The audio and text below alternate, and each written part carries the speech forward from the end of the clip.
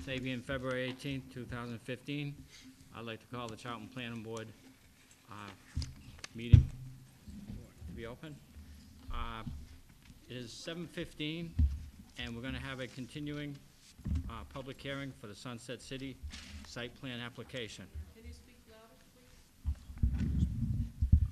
At this time, we're going to continue the public hearing for Sunset City plan application. At this time, I'd like to turn it over to Alan Gordon, our director, who will explain the procedures. Thank you, Mr. Chairman. I'll try to speak into the mic as loud as possible. I know it's getting used to the microphone system. Okay.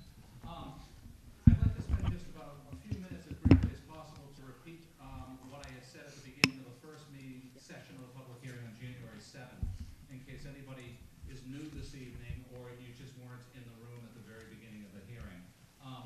The structure of what this particular permit is a site plan review application. State zoning law and our local zoning bylaw, it's an administrative site plan review. And what that means in human terms is the planning board is not conducting a special permit review and determining whether the use should be allowed or not. Legally in Massachusetts, administrative site plan means the use is allowed under the bylaw, but the planning board has responsibility and authority on design specifics. So we do technical review item by item. A project this large, similar to when the board did the Conover Retail Center, which hasn't been built yet on Route 20 a few years ago, similar to when they did the Overlook Residential for the Masonic Home. Different nights are different technical items. So back on January 7th, the first evening, the board did a generic civil engineering review, if you remember. Mike Loyne from Burton Engineering, the applicant's engineer, presented the planned driveway layout and the general layout that you saw in that handout that was at the table up front, showing conceptually a campground and a recreational motocross. We introduced Mike Loyne, Mike Andrade, Vice President of Graves Engineering, who is the planning board's engineering consultant on civil engineering, and was able to talk about some drainage and stormwater. We summarized that evening civil engineering items that the applicant will then go back to the drawing board and resubmit, as all applicants do with site plan, a revised version in the future, that on a future night of this hearing, we'll go back and look at that revision and see if they revised it according to Mike Andrade's recommendation. This evening, the topic is traffic. The board has its traffic engineering consultant, Jennifer Connelly, here this evening. The applicant has their traffic engineering consultant, Lloyd Bristol, who's down here. And the topic tonight is traffic. I'll mention right up front, and I'll repeat it again at the end of the hearing, that the next session, the third session, is scheduled for April 1st in this room. We booked this room again. And that night will be noise analysis. The applicant told me the other day that sometime in the near future, probably within the next week, their noise consultant, similar to the way Lloyd did a traffic impact analysis, their noise consultant will submit a noise impact analysis that Mike will have his noise consultant review on our behalf, and on April 1st, we'll do noise that night. Then on subsequent sessions, we'll go back into those topic areas from the civil engineering to the traffic to the noise and see where revisions and discussion and concerns pro and con progress as the board moves forward.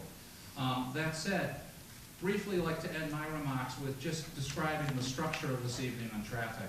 In a few moments, the chairman will introduce Lloyd, and he will give up to 15 minutes an initial overview presentation of the applicant's traffic impact analysis that was submitted. Then Jennifer, who has conducted the peer review for the board, will give 10 minutes or so maximum of her initial comments.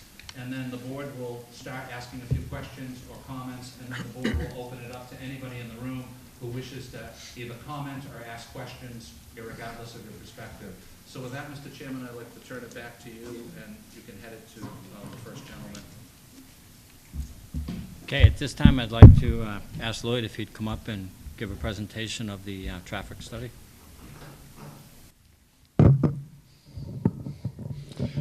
All right, my name is Lloyd Bristol.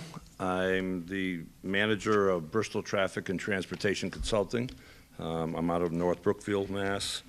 I've been working in the traffic engineering business for more than the years than I want to say, but it's over 35 years. And I was hired to prepare a traffic study for this proposed motocross track as well as campground, 150 space campground.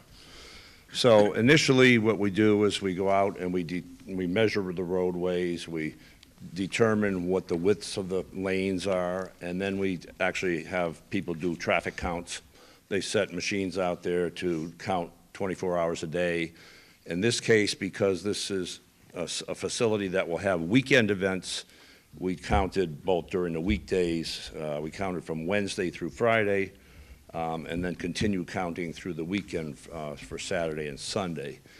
And I know there's been some concern stated that basically we counted in December. We started on the 17th, and we finished on the 21st on Sunday, and that's the week before Christmas. Now, the fact is that the school system has school from the 22nd through the 24th, and basically the 24th, 5th through January 4th, they closed down for a week of vacation, a week and a half of vacation. But they did have 3 more days of school after the weekend count was completed, so we felt that it was still appropriate to go ahead and count during the weekend to determine what a Saturday or a Sunday count might be compared to the weekdays. Interesting enough, I'll put up a graphic of what a weekday count looks like, and then I'll explain what it is.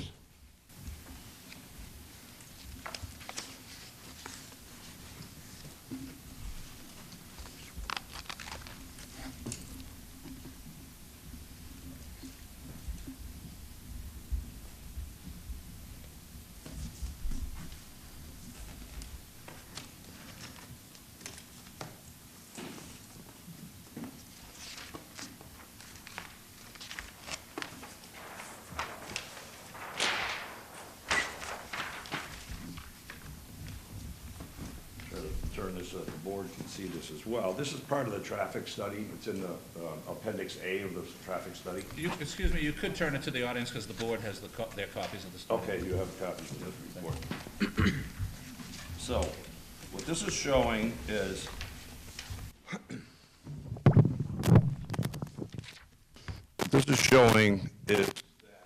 there's a blue line and a red line on here, and this is a 24-hour count for December 17th on Wednesday. And what this indicates is how many cars are coming each hour. Basically, there's a graph here showing 100, 150, 200, 250 cars in an hour. So the blue line represents those heading south towards Route 20 from Route 49. And we see that there's a peak here of roughly 230 cars at roughly 8 o'clock in the morning, 7 to 8 o'clock in the morning.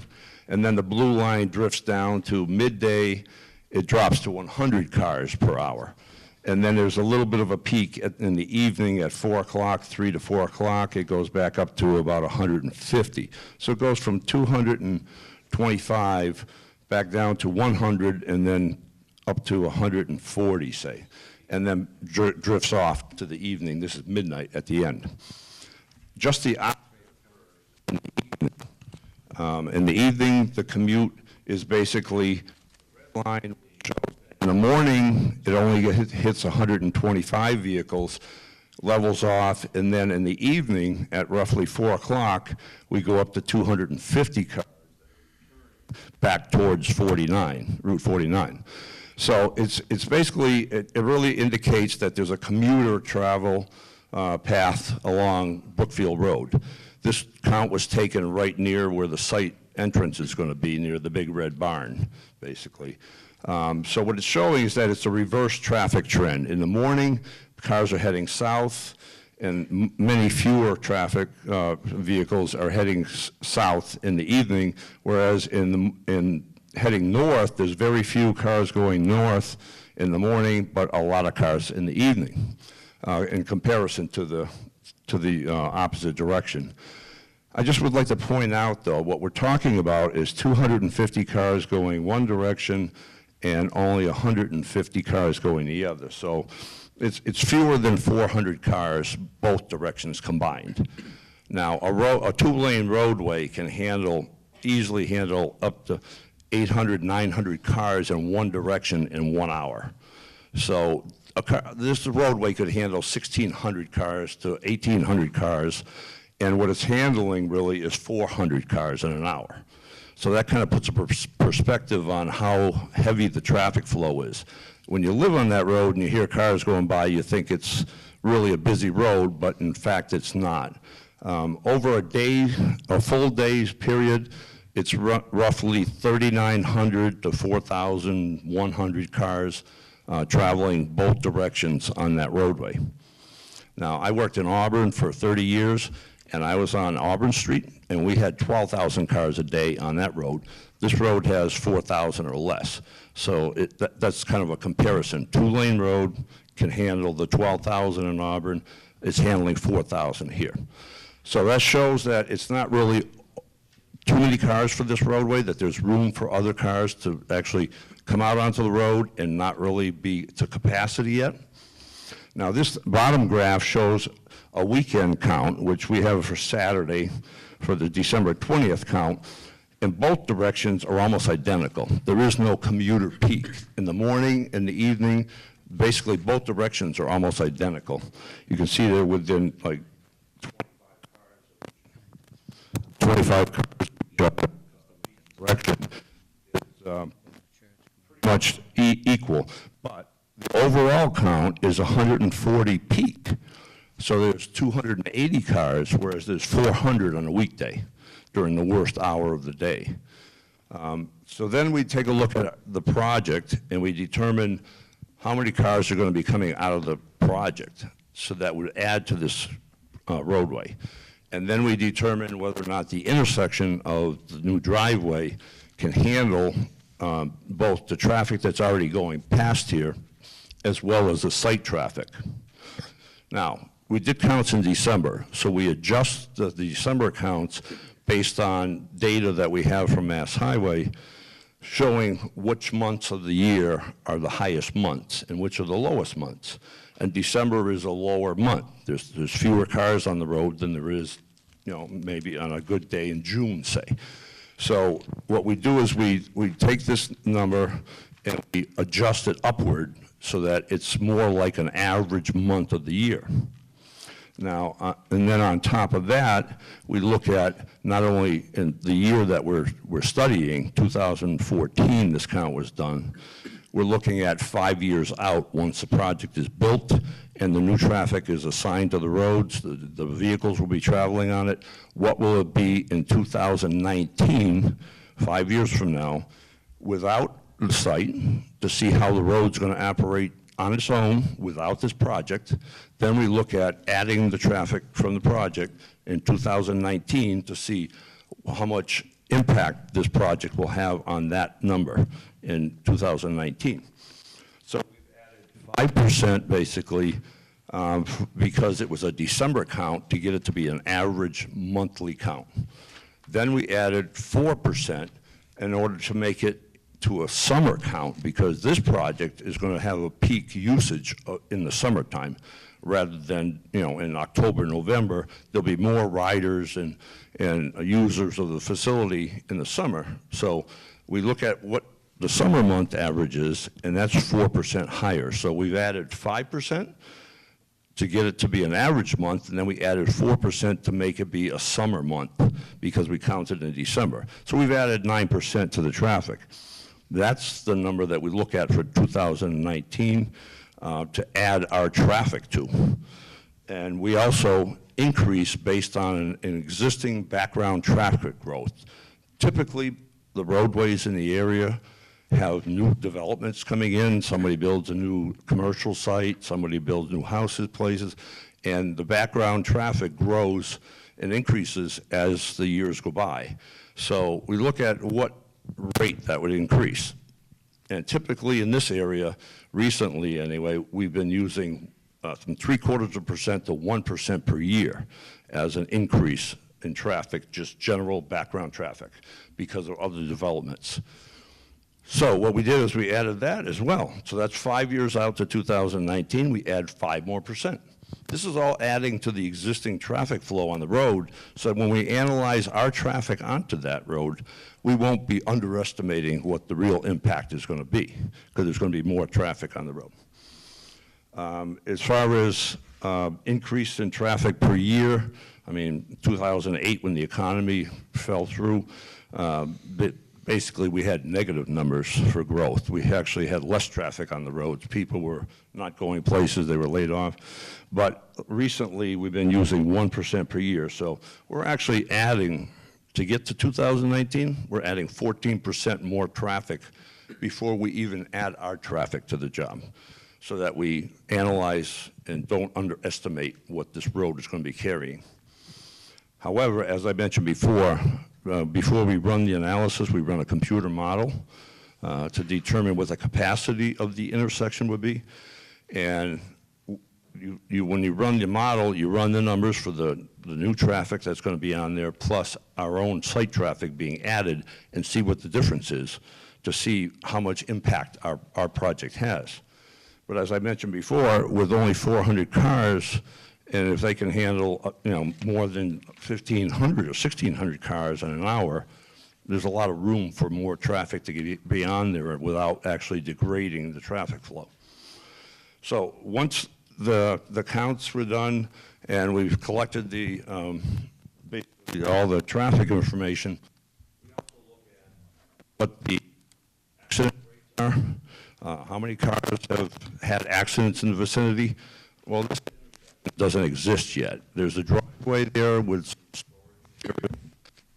tractor trailer boxes there, but it's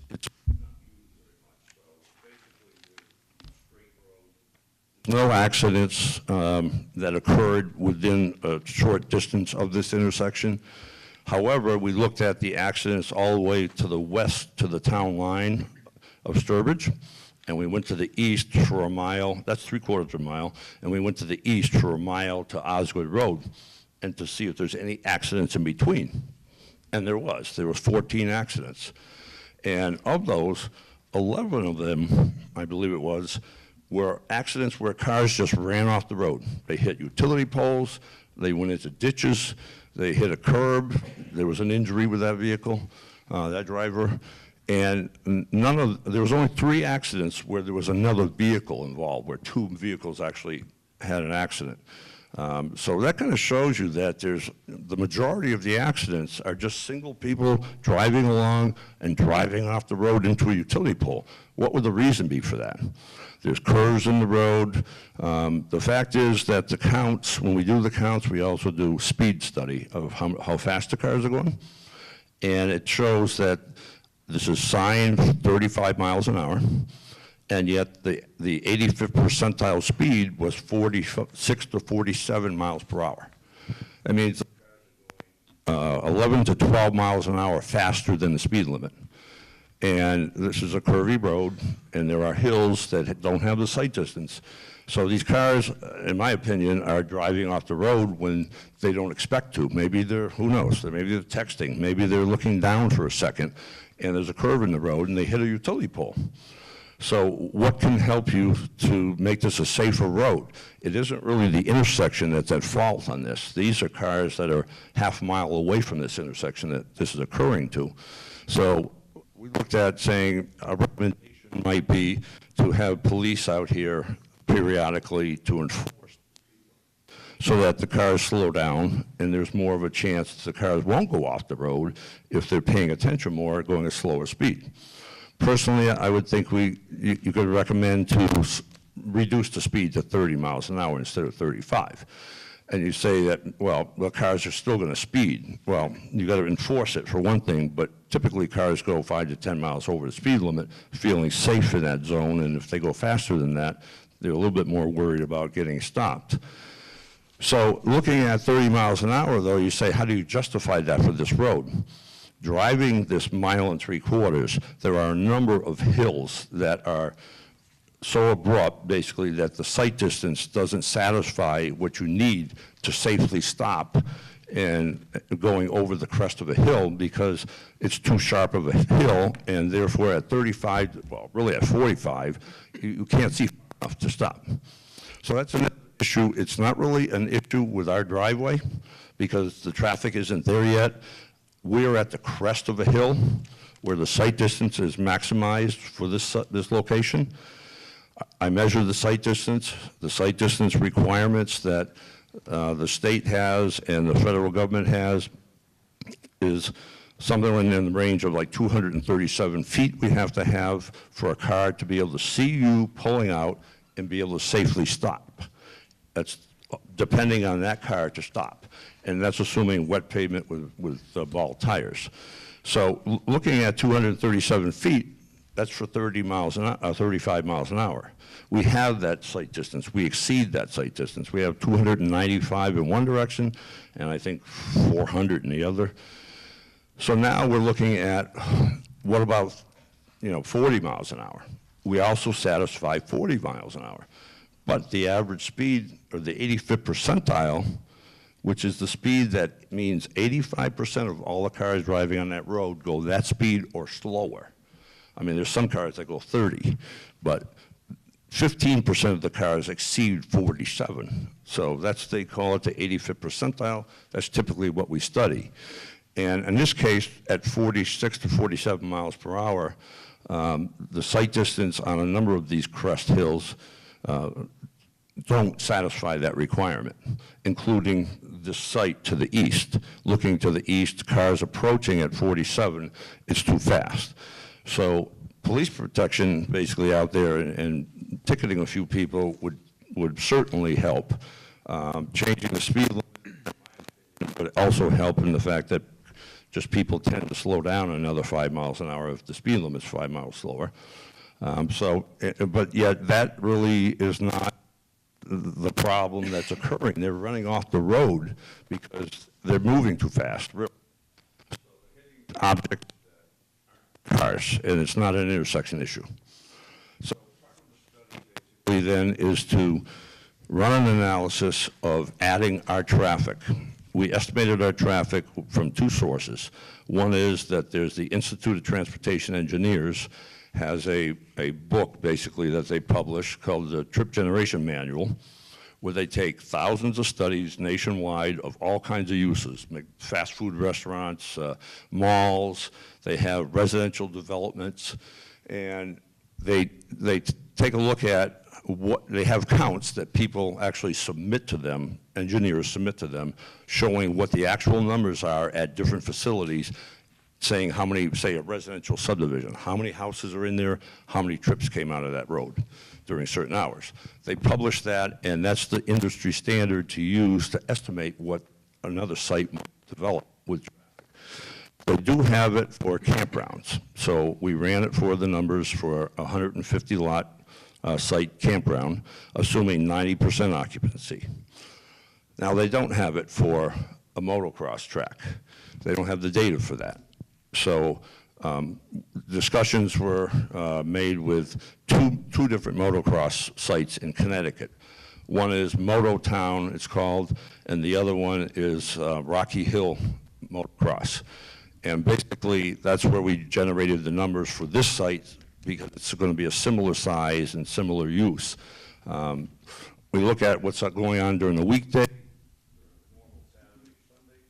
and then we also look at when they have an event where they have competition. Now, the numbers for the competition, you look at and you say, well, they're looking at 250 to 300 cars being there. But you can have 3 people in a car, so you may have 1,000 people or 900 people at the event, and yet you've got 300 cars sitting there that are parked.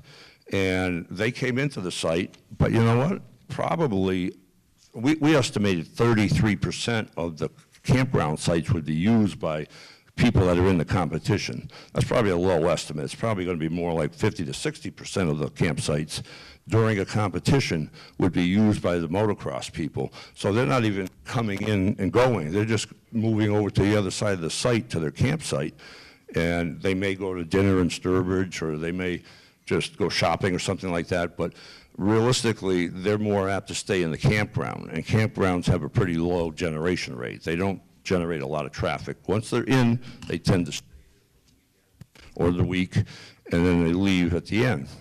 And if a motocross event is in the evening, then they leave when this peak is long gone, we're down here someplace at the low numbers of, 100 cars or less out on Brookfield Road when the actual motocross people are leaving. So we're not leaving during the peak when there's 250 cars at 5 o'clock. They're leaving late beyond the point where the peak has already come and gone. And the other issue is that some visitors come during the morning. Excuse me, Lloyd, could we just wrap up the initial presentation the next minute or so, even if you have more to do, just because we want to get through certain stages and then go back, if you don't Okay. mind? Thank you. So, I mean, generally, overall, the motocross is complementary to, because many of them in the motocross are going to be staying at the campground. Campground people are going to be just going to the motocross, not out on the street. Normal motocross. So those two things basically coincide and reduce the amount of traffic that goes out into the road. We then run a capacity analysis for the intersection. This intersection has low traffic, as I said, 400 cars total. It can handle a lot more. Analysis shows which is the best you can be. It's A through F graded. D is the lowest that is normally acceptable. Level A is without our site. Level A is with our site for Brookfield Road. It's our driveway that experiences 11 seconds of delay. Still, I'm used to having C and D levels time at intersection. This site, with these two uses, the campground and motocross, is running local speed. So we basically have a very good level of service out there today, and in the future with our traffic, it's still going to be a great level of service. And I'll wrap up with that. Thanks for your initial comments. We appreciate it. We can go back and we can add more to it. So you can proceed.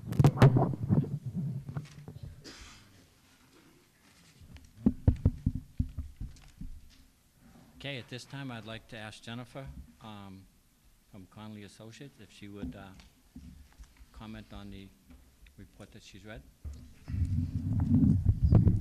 Good evening. Again, my name is Jennifer Connelly. I'm president of Connelly Associates. We conducted a review of the traffic impact analysis and prepared a memorandum dated January 30th. I won't go into every little detail, but what I did is basically follow the steps that were done in the Bristol report. I followed it step by step and checked it against industry standards to ensure that they had followed the typical steps of a traffic study and used the appropriate factors from Mass DOT and other sources. Really, my comments are summarized, or my areas of concern were summarized in my conclusion. I'm happy to provide the board with any backup or any in-depth analysis if they have particular questions. But let me just maybe outline for you some of my areas of concern, which I believe that Lloyd has already received my memorandum and taken a look at it as well. So I believe he is aware of what some of my issues were. I had raised the issue of the data collection taking place the weekend before Christmas. What I have found is the weekend before Christmas, if you are in an area that has, say, a lot of shopping, your numbers will be high. If you're in more of a residential area, your numbers may be low. As Lloyd said, where school was still in session and perhaps the board or the audience could provide more local insight into, did the kids still have all their Saturday activities? Was everything kind of in town still chugging along the way it usually does throughout the rest of the year? Because what ends up happening is if people were already leaving on vacation, or if Saturday activities were canceled, your numbers just could be a little different. So I just raised it as a concern, and it's something with some local insight. Maybe is not as much of a concern as it could be in other, say, parts of town. The other issue that was raised and brought to my attention is that there was a development proposed nearby, the Jennings Road Extension subdivision. And although I do concur with what Lloyd said, typically most subdivisions would be accounted for in your background growth because they're happening kind of all over town, and you can't, and even outside of town, and might affect traffic in your immediate area. There is kind of a standard, and for most of Massachusetts, 1% per year of a background growth rate is an acceptable growth rate to use. But in this case, where there is something really right within the immediate area, perhaps it just should have been paid a little closer attention to. The next issue is one that Lloyd did get into in some detail about the demonstrated safety concern, and it is likely due, I concur with him, it's likely due to high speeds. The trouble is lowering the speed limit alone doesn't necessarily change people's behavior. People will drive at the speed they feel comfortable driving usually, and obviously, you know, you're locals, you know the road, you know every bump and hump in that road, and you drive at the speed you feel comfortable on it. And perhaps police presence or speed feedback signs should be considered. One of the reasons this becomes more critical is you're about to introduce a driveway that's going to have, at least on certain days, a significant amount of traffic. And when you do that, you are kind of inserting a potential area to have more crashes. Now, there hasn't been a driveway with high traffic there before, so we can't prove that it could be a problem, but it obviously raises a concern. That combined with the fact that there is a limited sight distance at that location. They are certainly moving it to the best location they can along that roadway. That certainly is, you know, a step in the right direction, putting it right at the top of the curve so you have the best lines of sight from either direction. But the concern still is if people are driving above the posted speed, they may not have time to stop if someone pulls out. So one of the things I would ask the applicant to consider and the board to consider is perhaps an advance warning sign, whether it's a permanent one saying that there's an intersection ahead, or perhaps just something on peak events to alert people's attention to there's going to be a location of a lot of activity coming up. It's for everyone's best interest with safety. I also did suggest if there was an opportunity for another access point that had better sight lines, that would obviously be desirable. I do not know, much about any other potential access points, but I just raised that for the board's attention. The next thing I asked for, and Lloyd actually started to address some of it, is information on other facilities, because although the study outlined what they think is going to happen here, they did not provide any backup information for that. For example, I didn't know it was based on 2 somewhat local facilities. They provided estimates, but when I did some online research, I saw different patterns. Events at some other places I saw online happened more in the evenings, and the distribution that was assumed in the traffic study was more over the course of the day, for example.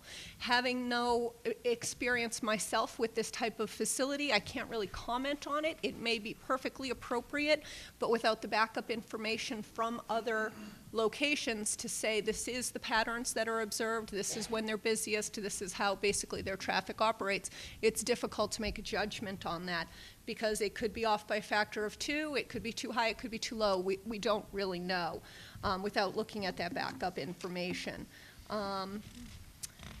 Then I just wanted a further review of that traffic distribution in regards to, is more traffic from this expected to be going to kind of coming from area local homes, or is this going to have more of a regional draw?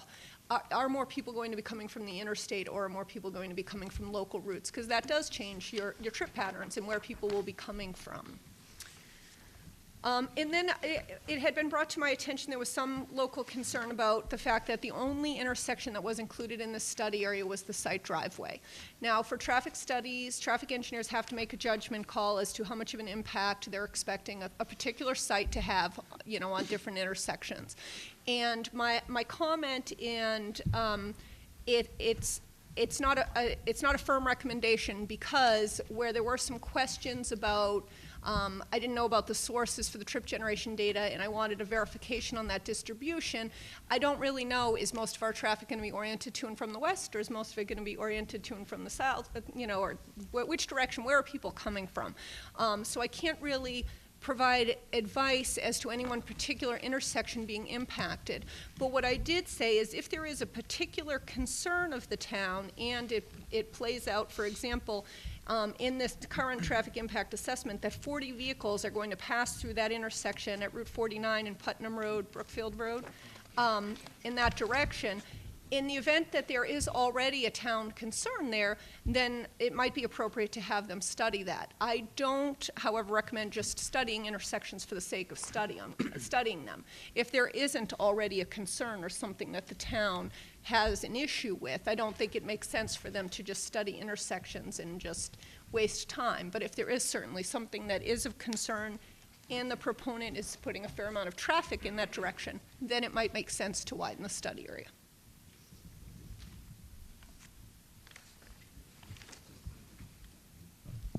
Yes. All right, thank you, Jennifer. I'd like to ask the board members, if any of the board members presently have a question to ask Jennifer or Lloyd at this time.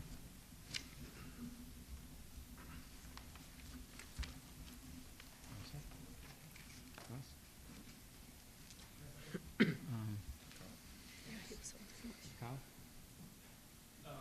Lloyd, question for you. The trip distribution in the analysis, how do you come up with the percentages that go to different intersections? So for example, figure 6 in the analysis, there's different percentages turning different ways on local roadways. How do you come up with that distribution? Well, basically, we look at what the existing distribution is, where the traffic's going today, and then we also take a look at what type of facility we have. Now, I look at the weekdays, I mean, we're anticipating 30 to 50 cars coming to the site to use this facility throughout the entire day. Whereas on an event, on a weekend, you're talking about 300 cars. So to me, the 30 to 50 is kind of a no-brainer. We don't really worry about the split so much on that, but we worry about the bigger event. So once we're looking at the event, realistically, you're not going to draw enough people to this event that are going to be qualified to run in the event from Spencer and East Brookfield and the local towns. You're going to be drawing people in that are competing, and they're going to be coming from distances. So what do you have? You have the Turnpike interchange at Route 20 in Sturbridge. You've got Route 84 coming up from Connecticut. That's the main route from the south. From the west, Route 20 brings traffic in. Even if you're up on Route 9 and coming in from the west, you're going to come down Route 49 to get into the site. Even if you're up Route 9 and Route 31 in Spencer, that road is so bad, you're going to end up going the half a mile to the west and take 49, because 49 you can go 55 miles an hour, and it's only a mile in on Brookfield Road, versus the other direction, you come down 31 on this lousy road and come in 2 miles on Brookfield Road. So we take those all into judgment, basically, when we set up the splits. Now, we say 70% is coming from the west and leaving to the west versus 30 coming to the east. But I also put in the graphics the actual, the splits saying, well, it's really, we're talking about 55% coming from the south on 49, from 84, 20 west, and the Turnpike, and then another 10% coming from the north on Route 9 area, and then 5% only coming from the west on like Podunk Road. So we look at that, and then we look to the east and say, what do we have? We have Route 20, which a lot of people, if they're coming all the way from beyond Worcester, if they're coming from Framingham for this event, they're probably going to be on the Turnpike, and they're not going to get off in Auburn and drive Route 20 all the way and then Brookfield Road. They're going to go to the Sturbridge exit and then come back up 49 from 20. So that, in my opinion, gave us this, a decent split, saying, look, there's like 55% are going to come from the south on 49, and 15% will come from the north or west. But down from Route 20, Stafford Street, Route 31, you see my splits, they're fairly low. 15% on Route 20, I think that's pretty generous, actually, coming from the east on Route 20. So we take that all into account, knowing what the pattern is for the worst-case scenario here, which is an event with 300 cars, versus a weekday, you're going to get locals. I mean, the locals are going to be split, but it really doesn't matter, because 20 to 40 cars are not really going to impact any of these intersections compared to the 300 that arrive for an event on a weekend. And there's roughly 10 events per year. So we're not really talking about a lot of everyday traffic, but we're studying the worst case, and that's what we're trying to show, what it would be with the worst case. Go ahead. One more question for you. So there's been some talk about site distance and sort of optimizing the site distance coming out of the driveway. Is this the best place for the driveway to come out? Is there anywhere else along the frontage that you have better site distance, for example? We have very little frontage on Brookfield Road. This is at the crest of the hill. so you can see down the hill both directions. And we're gonna cut the trees down to the east, which is gonna actually improve sight distance. Because the car has to sit back, the driver's like 14.5 feet from the edge of pavement when he's sitting in the driver's seat, and he's looking to the right, and there's a line of trees along the road, which are the frontage for this parcel where the storage is. So those trees going is gonna help out, but the fact that we're at the crest of the hill, and we satisfy a 40-mile-an-hour sight distance requirement, not 47, but we do 40, that's a benefit to be coming out there. I mean, would it be better to come out to 49? Sure it would. You're talking about in Sturbridge, that's a no-access highway that you can't access unless the state legislature passes a waiver to that, because when they built that road, they built it as an interstate highway. It was supposed to go to Leominster. They stopped it at Route 9 and built half of it. So they own the other half of the right-of-way, but they've given up on that. They built 190 coming in from Worcester to Leominster instead. So that road is never gonna go all the way north, but they're very reluctant to give up that no access. You notice there's no houses on that road. There's no driveways, just a couple of intersections that would have become interchanges. But when they built that truck terminal north up in East Brookfield, they made an exception to that. And they went through 3 years of hoops, basically trying to get that passed. And that's because there's thousands of cars coming out of that site, going on tractor or trailers, car carriers. So to get an easement to go out to Route 49 right now is really out of the picture for this small project. So the only choice is to come out onto Brookfield Road or Ladd Road in Sturbridge, which is a residential road, and it comes out to Route 49. So we'd have to go to Mass Highway just to get approval of that, too. On Brookfield Road, The what? on Brookfield Road, is the site distance and the driveway location optimized here? Or are there other alternatives that just we don't want to look at? Well, I looked at coming out onto Route 49 and see what there would be, but On Brookfield Road, on which one? Brookfield Road. On Brookfield Road, no, we don't have the frontage to come out other places. It is what it is, you can't do anything. This is the best place because it's at the crest of a hill rather than at the bottom of that hill trying to look up it, with a sharp curve, a vertical curve.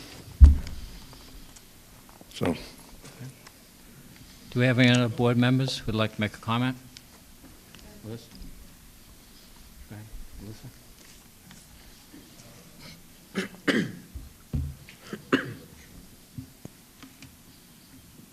Just a quick question. I know a lot of the residents on Brookfield Road are highly concerned with what I'm gonna call the traffic dump. So when one of these events is over and you have your 300 cars that all of a sudden dump onto Brookfield Road, or however many it is, you've done the studies.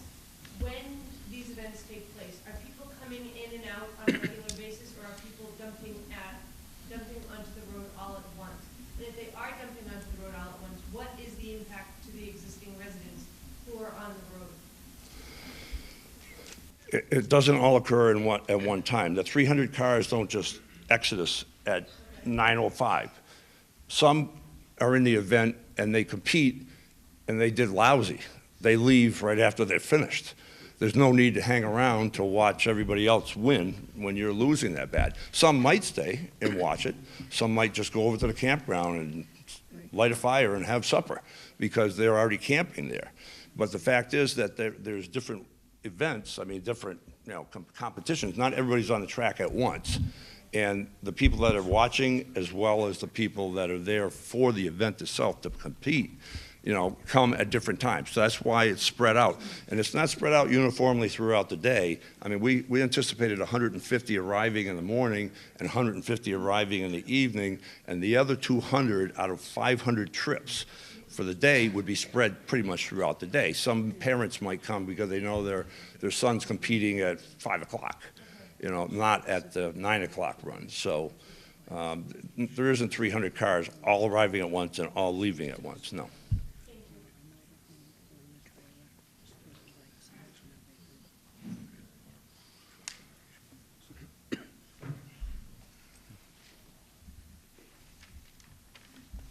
Board members, any other questions? I got one quick question. I noticed you're using a 300 car trip for this. What would generate, or would it be much more to do a study with 400 to maybe 500 cars? Would it be better, you're using 300 cars as your generation. What would something like 400 or 500 cars do to your calculations coming out? Well, the way the split is, we've got level service B on the side street, which is the driveway. And because there's no stop signs on the main road, on Brookfield Road, they don't have to stop. The side street always has to stop at a stop sign and yield to the other traffic. We're assuming, I think it was 80 or 90 cars coming out in peak hour, of which you've got 300 cars in there, and we're saying 90 of them coming out during the worst hour. A bunch of people staying at the campground. They might leave at 10 o'clock at night, they might stay overnight and come leave Monday. So if we say there's 500, you're talking about raising 90 to 110. Level D is very good. I'm sure that Ms. Connelly would agree to that right there. That, I mean, level A and B is as good as it gets. It means that there's plenty of additional capacity at that intersection to handle more cars. Now, you could have 500 coming out the side street, then you'd start to see delays. Everybody's backed up and trying to get out. But we're talking about less than 100, and if you added another 50 even, you're probably going to see D or even. Jennifer, would you like to make a comment on what he's saying? Do you agree with him? I do. I agreed with Mr. Bristol. There is certainly plenty of capacity at that intersection. As I said, my concern was more taking a look at the information to make sure the estimates are right, because I think your question is a valid one. What if these estimates are off by a factor, and who knows what that factor could be?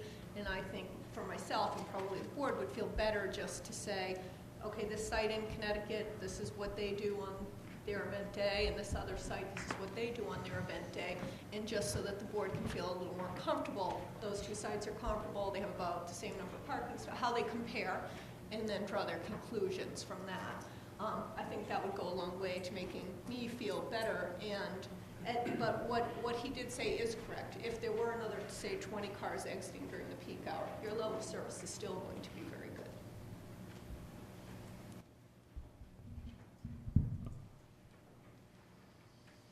Any other questions from the board? All right. At this time, I'd like to open it up to the public for comments.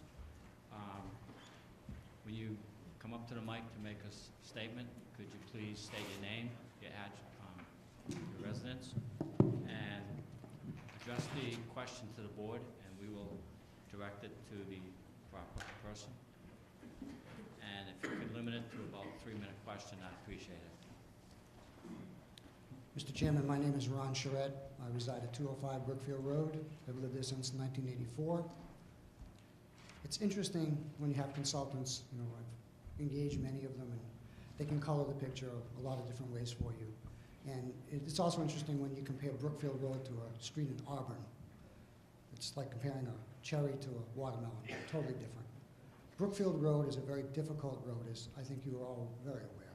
It's a country road with a lot of dangerous curves, a very difficult road to traverse. We have had police enforcement. Chief Purvia has been wonderful in stopping speeders on Brookfield Road. But the speed is not the cause of the accidents so much on Brookfield Road. It's the layout of the road. It is those curves, those bends, those winds, those lack of lines of sight on that road. And I will tell you, there are not 300 or 400 cars a day on Brookfield Road. I don't know when you would take a study, but I certainly think if I wanted to prove a low number, I would pick Christmas week. Brookfield Road has become a major thoroughfare. And let me share a little secret with you tonight. Brookfield Road has become the GPS road of choice for truckers. They look for the shortest route to get, and the GPS takes them from Route 20 to Route 49. We have had an increase in trailer trucks, car carriers over the last 5 years that I don't believe is even reflected in this report, because quite frankly, on Christmas week, they weren't traveling on Brookfield Road. But I know all of you are residents of this town. And I would say to you, come and spend about 15 minutes in my driveway at 205 Brookfield Road on a day, any day you choose, and count the cars in that 15-minute period. You will find at least 60 or 70 cars in that 15-minute period at peak time. They fly down that road. It has become the road of choice for people to get from 20 to 49 and vice versa. And by adding whatever number, the low number that the proponents want to give you, the more realistic number of 500 or 600 that we would give you, cars to their event, you are creating other chaos. And it's not when, if an accident is going to occur, which will be fatal, it's when on that road. It's a poor choice of an access road for anything on that road. It's a very dangerous road. The police reports are out there. And I have to wonder, Mr. Chairman, why we're only talking about Brookfield Road as being 1.75 miles. It is far longer than that. It is far longer than that. And there are so many other roads that pull off of that. There are so many developments that pull off of that. We are increasing the risk and the danger to not only the residents of Brookfield Road, but to the residents of Charlton who travel on Brookfield Road by increasing the dangers of accident with this project. Thank you, Mr. Chairman. Thank you. If you don't mind, state your name, your address. Bob Brunel, Brookfield Road, Charlton. My wife and I have been residents for 40 years. I took a look at this 134-page report, and I really got into the details. And basically, it's traffic counts and accidents. I have a real problem with the accidents. First of all, the scope of the report intentionally omitted Route 49 segment and a Brookfield Road segment from Osgood Road to Route 20. It only includes accidents for 1 3/4 mile segment of Brookfield Road. However, it's already been stated that 55% of the traffic is going to go northwest, and it's going to utilize Route 49. It will also go down to Route 20, Charlton Road. No analysis was made as far as accidents are concerned on those roads.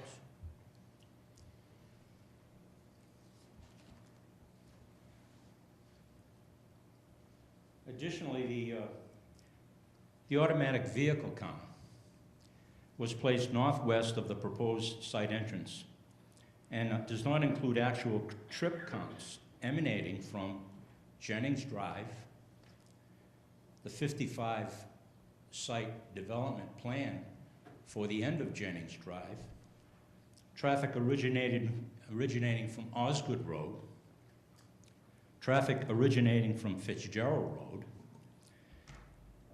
traffic originating from the school bus yard on Brookfield Road, which is 100 buses a day, traffic originating from Stafford Street. Second and most important, the data used in the analysis of the accidents creates misleading conclusions. Data obtained from the Sturbridge Police Department for a 6-year period indicated the following. Route 49, including Ladd Road, 152 accidents. Route 20, from the end of 49 to the Mass Pike entrance, also known as Charlton Road, 285 accidents. From the Charlton PD Department for a 5-year period, from Brookfield Road to Route 20, 127 accidents. From the Spencer Police Department, from Route 49 South, 27 accidents. In Appendix C of the report, crash rate data worksheets and accident data, segment crash rate worksheet on the second page. The basis for calculating the DOT accidents per million miles driven uses a distance from Sturbridge, the Sturbridge line to Osgood Road, 1 3/4 miles. The total crash count of 17 for a period of 3 years was used in the report. Time, 3 minutes. You want to hear the rest of this? It's up to the board, sir. If the chairman wants to Thank you very much. Thank you very much. The distance from Sturbridge Line to Osgood Road, 3.75 mile. Total crash rate of 17 for a 3-year period. However, the DOT report included 69 crashes. What happened to those other crashes? This yielded a crash rate of 2.27 accidents per million miles driven. The DOT instructions, when you look at them online, item 7, it says, review the crash report records data obtained from the Safety Management Unit of DOT and/or state and local police to determine quantity of crashes occurring along the roadway over a time period analyzed. 5-year time period preferred. 3-year acceptable. Bob, at this time, I'd like to say your 3 minutes are up, and I'd like to see if the other comments from the people in the public. All right, can I have an opportunity at the end to finish this last page? Thank you. If we've got time. At this time, do we have comments from anybody else in the public that would like to speak? If you'd state your name and your address, please. Thank you. Chris Lapierre from Podunk Road, Sturbridge. I'd like to point out I'm really concerned that they did not include any study on 49 where the traffic would intersect. I personally know a friend who lost her parents at that intersection, so to exclude that from this is pretty serious. That on 49 is the most dangerous intersection on that stretch of road. Thank you.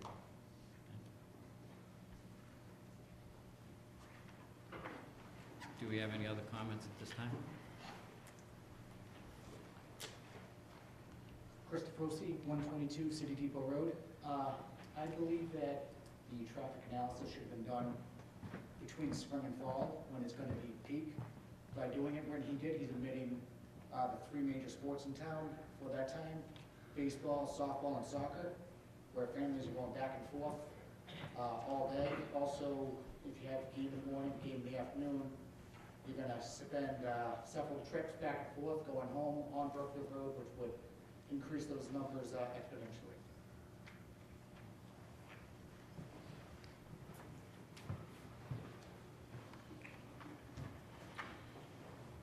Hello, I'm Sarah Sanborn, and I live on Jennings Drive in Charlton. And you asked for some localized input that may change things a little bit. The first thing I'd like to remark upon is that we did not have school on December 24th. The school term ended on December 23rd before the vacation began. The second thing I'd like to add is that when the summertime rolls around, we often have charity bike events that come through. A lot of them originate over in Brookfield or West Brookfield, and they drive down Brookfield Road. There are literally hundreds of motorcycles that come at that time, and I don't know that the gentleman who did the report would necessarily know that or not. That's not a criticism in any way. Just to put that into perspective. You know, there's children here. The line of sight pulling out of Jennings Drive is difficult at best, even at this moment. I drive that road every single day, and I have a difficult time pulling out because the crest of the hill, there is a change of speed limit there. There's a sign that's posted before Sydney Circle, and it says 30 miles per hour. And that's nowhere near what people do. People are actually practically airborne as they come over that hill. Thank you so much.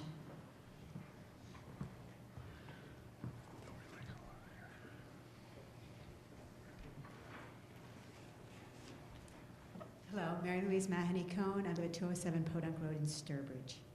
And I just wanted to point out that the Garmin GPS, when you're coming from Metro West, it sends you Brookfield Road.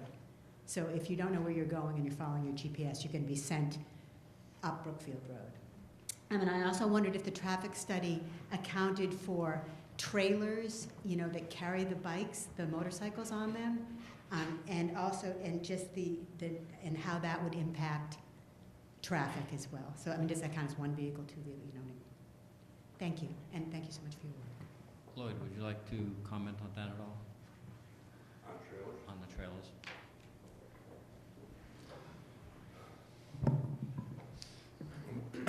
When the machine counts are done, it also collects truck traffic on the road. So I'd just like to point out that the truck traffic, although it may seem like it's a huge number to residents, it's really in the 2 to 3% tile range, so that it's not a major thoroughfare for trucks. And they count trucks as being anything more than dual wheels in the rear. So if there's dual axles or 5 axles, those are all counted as trucks. And in the report, in the data, you can look up, there's speed, there's trucks, and then there's just cars. But as far as the motorcycles go, some of them come in on pickup trucks, some of them come in on trailers. And these are like a boat trailer, basically. They're not like a tractor trailer. So they're really being hauled by, and they're light, so they're being hauled by pickup trucks or an SUV, which really wouldn't have much of an impact on the speed that it's able to accelerate at. So it's not hauling 10 tons, he's just hauling a couple bikes. So to me, they're basically considered a car as far as coming and going. They can turn as easily as a car can, and as a pickup can. So it's not a real concern as far as having bikes, a couple of bikes on the trailer. And it could be 4 bikes on a trailer, but you're gonna have a double cab pickup with 4 people in that car too. And they're likely to either stay for the event or they're gonna stay in the campground. So that's my opinion anyway. Thank you. Do we have anybody else who'd like to make a comment? Dennis Brosnan, Podunk Road, Sturbridge. I'd like to allot my 3 minutes to Bob Brunel, please.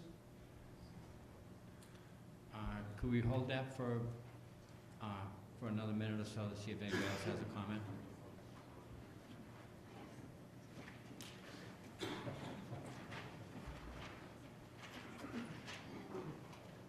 Hello, Leah Kennedy, 31 Hammond Hill Road. Sorry. I just wanted to make a quick statement that during the summer is when a lot of the motocross activity happens. There will not be school, so there will not be, keep in mind that there won't be buses traveling as often during the summer months either. Thank you. I'm Dawn Connelly. I live on North Sturbridge Road, and I'm a gardener. I'm out there weekends in the spring and the summer and the fall. The traffic picks up every single summer on North Sturbridge Road. People cut through from 31. Yes, it's not a great road, but still a lot of people cut through. So I think this is going to increase the traffic on my road and the other roads. I'm also worried about 49, not just the accidents, but how are we going to get out? I mean, you try to make a left-hand turn there, and it's like taking your life into your own hands. So with more traffic, it's going to be worse. And then my other question is, if the campsite seems to not be offering any water or any electricity or any sewerage, do you think that the people that might be camping might think that it's a good idea to go out to dinner, and they're going to take off after the races and go out to Sturbridge to eat and then come back, causing even more traffic?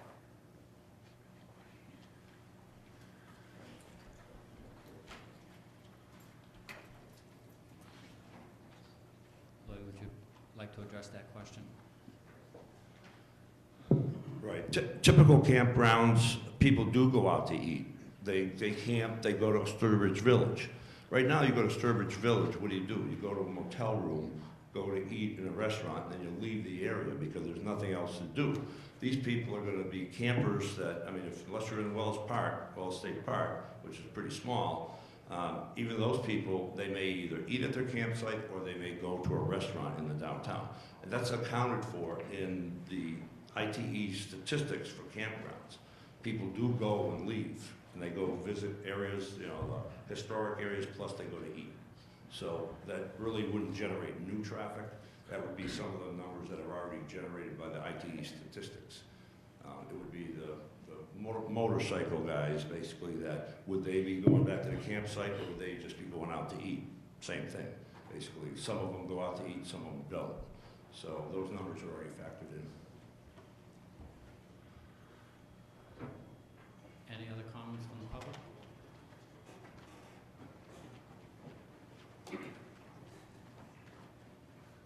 My name is Dana Bean, I live at 148 Podunk Road in Sturbridge. With regard to the trailer issue that the other lady brought up and the gentleman addressed, I understand that motorcycle trailers in and of themselves are going to be lightweight trailers, relatively speaking, but you're also talking about campers, you're talking about Class C motorhomes possibly, you're talking about other vehicles, larger vehicles that are going to have more difficulty coming out at a 90-degree turn in either direction, particularly left, across traffic and accelerating out of the way of oncoming traffic with relatively short sight lines at 45 miles an hour. Something to take into consideration in addition to the smaller trailers that would only carry motorcycles, but you're talking about camping. So there are going to be other trailers and other larger vehicles that don't accelerate very well. Lloyd, would you like to comment on that? Would you like Lloyd to answer his question? The fact that these larger RV vehicles are moving slower, they're also much larger than a car. The sight distance analysis analyzes for a car, basically. A car approaching, seeing another car. So you've got to be able to see at 3.5 feet above the road, see another vehicle at 3.5 feet. Because 10 inches above that is a rooftop, and you can recognize it as a car. An RV is 7 feet, 8 feet tall. So you can see it from much farther away. And the idea is to have the sight distance so that the car approaching has plenty of time to perceive the problem and stop. That's what sight distance is for. Intersection sight distance is for convenience so that you can exit and know how far away the car is from you so that you can feel comfortable leaving and have operational efficiency. But basically it's like a tractor trailer. They have the driver's eye at like 7'4" not 6 inches, 3.5 feet. So an RV is slower, yes, but it's much more visible. They're much bigger vehicles. Yes, I can concur with that, and if you think of it logically, it is true. Obviously, as you're approaching along Brookfield Road, you would spot an RV a lot sooner than you would spot a smaller car. So as far as the sight line is concerned, and with the vehicle that much higher, the sight line is probably longer. It wasn't measured specifically for that, but it would likely be increased. But it is true, you would be on top of that car quicker, because it does take a little longer to accelerate. But I would think from a safety standpoint, you're in about the same situation.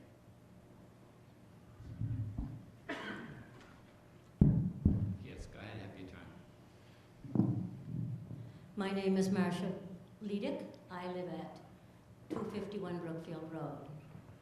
My concern is not only trailer trucks, there are also very heavy construction dump trucks that travel the road. Has there been any study on the amount of damage that a lot of the vehicles do and the extra traffic will do to the road and add to the maintenance and cost of the town? I guess I'd like to address that to Lloyd. He's got a comment on it. Deterioration of roads. Trucks are allowed to drive on public streets. It's pretty tough to actually have the state approve a truck prohibition on a road, unless there's been a safety problem in the past, like in a residential street in a busy city, they sometimes have no trucks allowed, but on a general roadway, trucks are allowed because they have to get the product to the marketplace. So whether a truck comes up this road or not, I mean, you can discourage it. You can talk with the car carriers if they're coming up the street, up at the East Brookfield site and say, hey, guys, we don't want you down the street, come down through Route 20. So, I mean, basically, trucks are allowed to drive on any road that a car can drive on.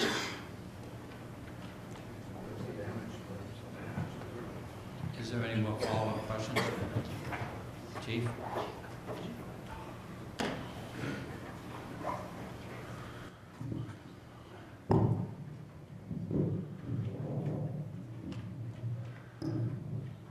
What I want to say here tonight, as far as there's a lot of things being said about like speed on Brookfield Road.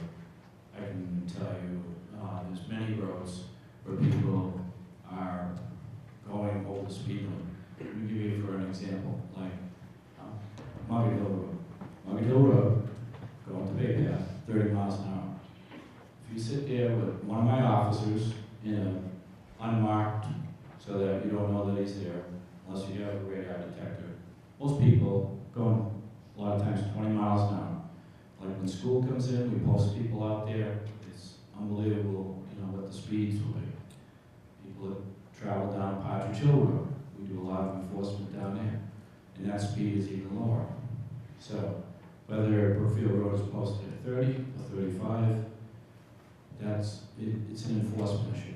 So I have offered in the past to have a traffic impact officer that would be assigned to different areas. So you call us up, you tell us the time, where the problem is, and we put that officer to address the respective roadway. And that has not come to fruition. I've asked for that. Because with the staffing that I have, and I'm not trying to, Chicken Little, the sky's falling here, but with the staffing that we have and the size of the town, to have somebody dedicated to that, it's difficult. So I do, as I get requests, to, as much as we can, to try and do impact on the 170 road miles that I'm in charge of enforcement. With respect to the site, things that I see that probably, some things that were said, warning signs ahead if this is to come to fruition, campground ahead, or the recreational facility, those things help so that people know to slow down in that area and at least be ready to see that. One thing that I don't know if it's been studied or whatever, some facilities have, I'll call it like a step-in lane. So if you came from 49, instead of having just to come to an intersection, you have an actual other lane so that the traffic can be merging over. I don't know if it's wide enough to, like when you see Route 20, there are turning lanes. So like if you're coming eastbound on 20 and you want to reverse direction, say at Center Depot and North Main Street, you have a step-in lane so traffic can go by it. I don't know if that's allowable in that area because who owns what or whatever. That might facilitate something there as well. So those kind of things may, help. Have there been a lot of accidents? We talk about, well, what's the real answer as far as accidents? Putnam Road, which is the real name at the end of Brookfield Road. Yes, there have been some very serious accidents there. There have been serious accidents in town. Every time you increase, and a lot of people, because of distracted driving today, because we have a lot of things going on in our vehicles. Between GPS, people, eating while they're driving, doing whatever. We're pretty busy, and we don't always pay attention. Are there other things, and the people that live on Brookfield Road can attest, especially in this type of weather, where people go off the road, and it's not listed as an accident, it's a pull-up. So when they're coming down from AJ Orlando's, and it's slippery, they go off. So, okay. So I don't want to, I just want to talk about the reality of that. But that happens on a lot of roads. So one thing that I don't know if this particular, let's just say this did not go through. And the Jennings put, I don't know what the maximum build out for if you would build homes in, and what that traffic would, because they would, if it was going to be allowed to build homes, what would be the maximum number of cars that would impact if that was the egress off of Brookfield Road, and how would that impact? Because we should consider that, because I don't think that they're going to just not do anything with the property. So I think we ought to think about the reality of that, and what those counts are. So whether the traffic counts were done at in proper time of the year, or what have you, I think that they tried to calculate, for other months and give you an average. And I believe even if they were way off, based upon Lloyd's information, the capacity of the road, for no matter what's there, can take a lot of traffic. I spoke the last time I talked about, I have gone to the car for a car carrier station. Talked to the manager, asked them to respectfully ask them not to use that road. But like you said, you really can't prevent it. And to get a prohibition for that road for commercial traffic, I don't know if that would come to fruition. It would be difficult. Could you ask for it? We could, but I don't know. And then, again, then it's enforcement. You know, you can put all the signs you want, prohibition, but the idea, then it's enforcement. So then it's personnel. One thing else I want to say, some information came to me, because this is a very sensitive issue for people both sides. Some information came to me in an email that that people are, let's just say, threatening or being aggressive towards one another, either through emails or after these meetings or what have you. I don't know if that's true. I haven't witnessed it when I've left, but the idea is just make sure when we leave, come and go from this, that we're all here, however this comes out, that we're making sure that the decorum that's in this room is the same thing when we leave. Because if I get a complaint, I'm going to act on it. So I just want to make sure, because this is going to be a long process. I know that both sides are very much entrenched to move through and to see where this goes. Whatever comes, if this property is developed, I have to, or my successor down the road, has to regulate and handle whatever traffic that's there. We have to make sure that we satisfy the safety for the citizens and taxpayers in the town. So I want to just make sure that that we do that to the best of our ability, at least during my tenure. So that being said, I think we should, at some point, try and provide information if there was an alternate use for the property. If it was homes, what would the maximum build out be based upon what's there? Try to just get an estimate on numbers, so that way you could have some kind of idea. You know, is it an average of 2 cars per household? What's the average that you?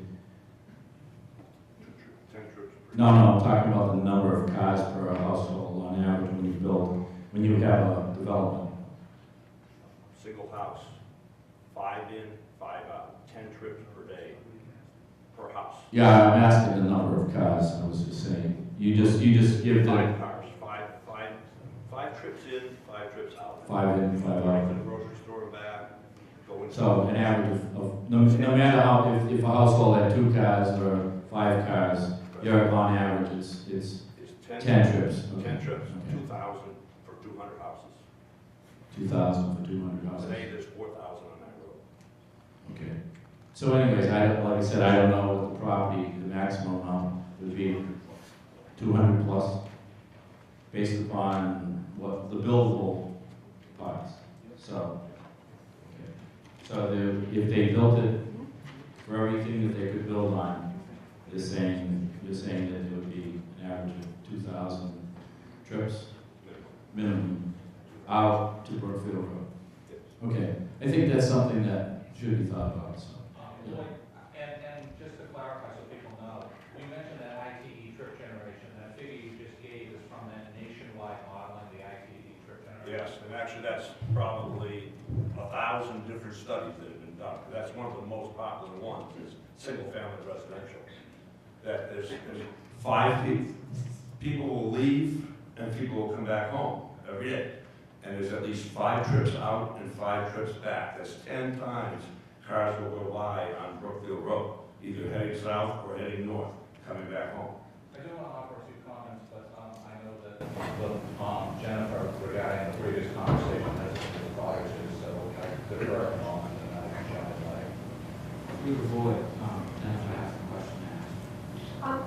Not necessarily that I have a question to ask, but I have been listening to the comments, and I guess what I suggested is if I was a member of the board, what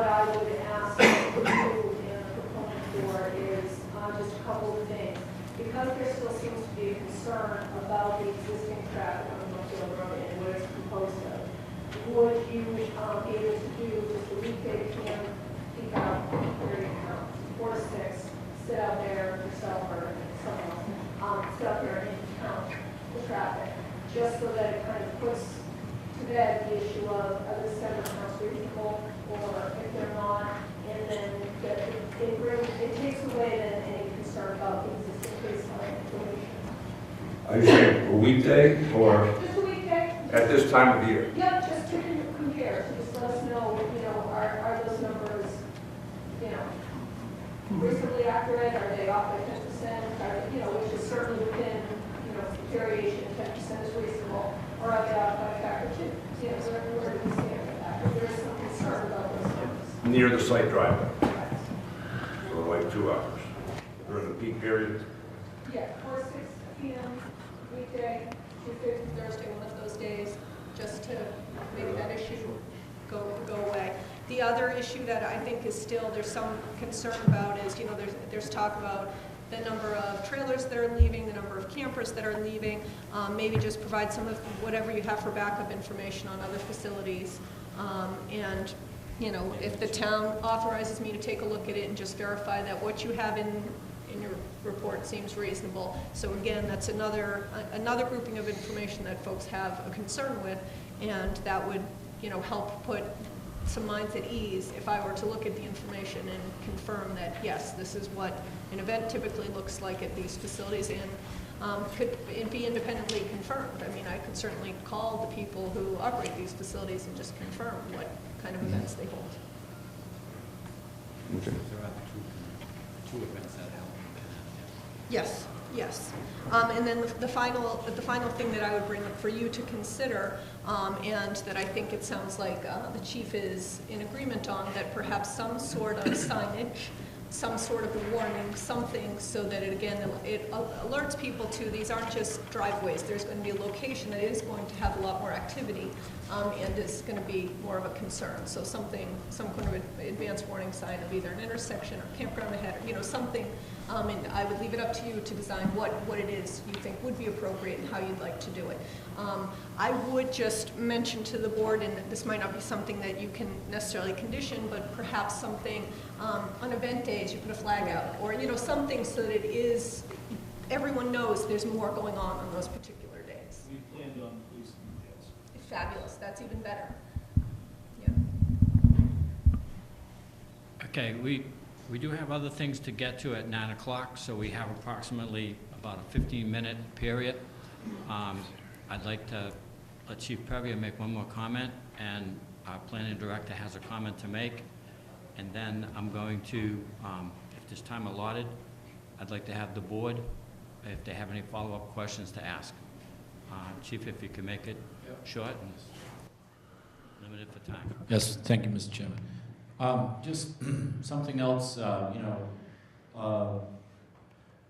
aside from the GPS, if we had signs, like at 49, directing them up, so that people don't get lost down North Sturbridge Road, so that would help, and a lot of times, it was said here that as far as having a sign, like event today, and that's there, so the sign is a temporary sign, gets put out, like on a sandwich board or whatever, and, ahead of time, so that helps, so that people really expect more cars. One thing I didn't know, and whatever is the standard, but because it's going to be a dirt road, into the site, how many feet of like bituminous asphalt, concrete, is going to be required from Brookfield Road in before it turns in? So that way, when the cars coming out of the facility don't put dirt out onto the street. That would be a question that we would address during the site plan review. That would be a question. No, I'm just saying that would be an issue for anybody that's accessing Brookfield Road, especially like when you have motorcycles or whatever, any kind of debris like that. And it's just, I don't know what the standard is that they figure, that it falls off and whatever. I mean, somebody that does. Yeah, that would be Right. Well, I understand it's on the site plan, but it also affects traffic, and we hear about traffic tonight. So those are the kind of things that, whatever we could do to enhance the safety there if this project comes to fruition. So that way, it limits any type of potential hazard, that's all. And again, you know, as we go forward, you know, if somebody has a question, you know, from Sturbridge or from Charlton in regards to the project, if they want to email me, you know, james.purview@townofcharlton.net, you know, you can send it to me. And, you know, I'll answer if they want to give me a call or what have you. But again, please make sure it's traffic related. And like I stated before, I'm neutral on whatever happens here. Just, I'm just trying to do my job for whatever comes or doesn't come in regards to this project. Thank you. Through the chair, we'd like to have our director do a comment. Thank you, Mr. Chairman. I'll be as brief as possible. Just 3 quick comments. One, I'm not a traffic engineer, but I've been a planner for 32 years, and I read these traffic impact reports very regularly on projects that come in, both here and in my previous positions. And one thing I've learned is the value that both Jennifer and Lloyd have made clear tonight of this whole thing about ITE trip generation. So it's incredibly rare when you get a use like motocross, more or less just because it's a new and more popularly growing use the past few years in America, that hasn't hit the ITE trip generation database. So I thought Jennifer brought up an excellent comment, both in our previous phone conversations and in her comments tonight and in her written recommendation about, since there's no ITE, the most common sense approach is request the applicant and their engineer Lloyd to look at some of these other projects and get that data from them and forward it and incorporate it in a revised addendum to this report that allows Jennifer to take a look at it. So I'm just reiterating what she already recommended to the board, Mr. Chairman, through the chair, that I just think that's very important, and I think it's simple, it's not time consuming, and I think that will put to rest the question mark of, if we don't have this nationwide ITE standard that's incredibly accurate year after year on all uses, then what's the next best thing? Reality. You mentioned you went online and it wasn't that difficult. You mentioned this evening a couple, but they're not in the initial submittal, and I think if we revisit that, that will be very important. Second of all, I do think it's important, and recommend to the board, that you recommend that the applicant do in the revision information to this study, add some information about that intersection of 49. Granted, it may be far away. Granted, it's kind of country road right now. But it's clear from remarks made this evening that it is of concern. And communities grow quicker than we think. Physically, that may be of a certain distance away, but the more you have activity at this site eventually, the more other sites infill, and you never know how quickly, within a year or two, other projects in a neighborhood kick in. It's an excellent baseline that will serve everybody. It's a win-win. To have that intersection information, it's a baseline for the applicant for what they propose right now. It's a baseline for what they may do in the future on their property, and it's a baseline for the board as you plan and work with other property owners in that neighborhood. And last but hardly least, and again, we're not wrapping up, I just want to make this remark after listening and seeing how everybody interacted.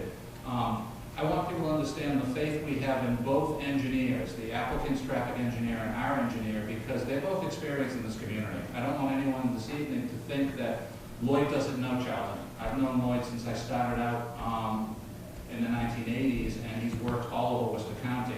I've known Jennifer now for 14 years since I started working for this board.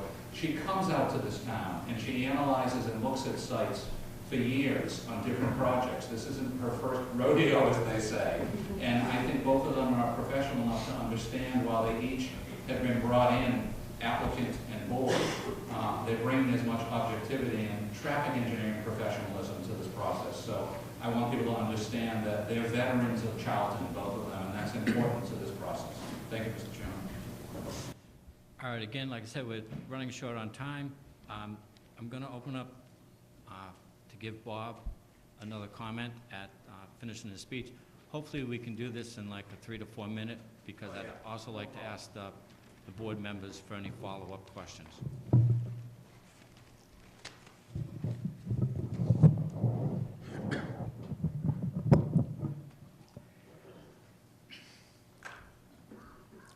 My last point was talking about the DOD instructions on how to calculate the crash statistics. And they recommended a 5-year period, which is preferred, not a 3-year. 3-year is just minimum. The report used a 3-year.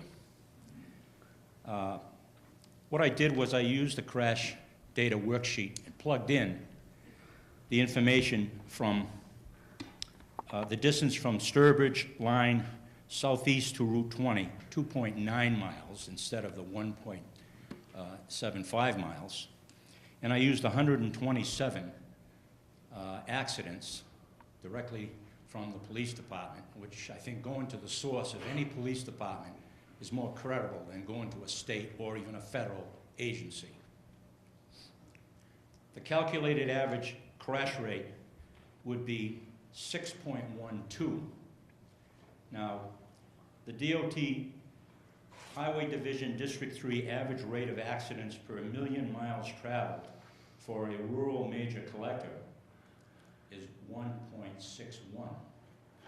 So the 6.12 is 280% greater than the average for a rural collector.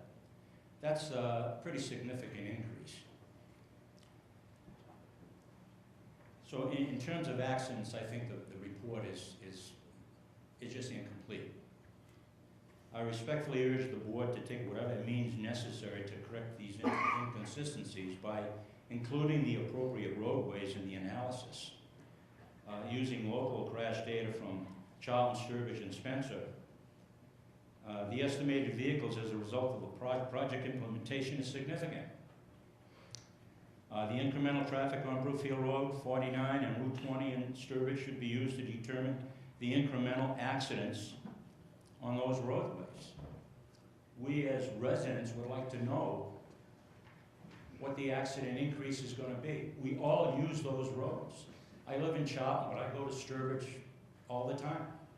I go to Spencer all the time. I go to the Brookfields all the time. And I'm sure everybody else in this room does. Only when the true data is used will we really be able to determine, the residents of Charlton be able to determine, the residents of Charlton, Sturbridge, East Brookfield, and Spencer will be made aware of the increase in accidents as a result of this project being implemented. I thank the board for their indulgence. And I do have a copy of this if you'd like me to leave it. All right, this time I'd like to have Jennifer make a comment against what we discussed. Just to address the accident issue, I understand the concern not only about accidents in the immediate site vicinity, what was looked at by Bristol, but at further afield intersections in other areas.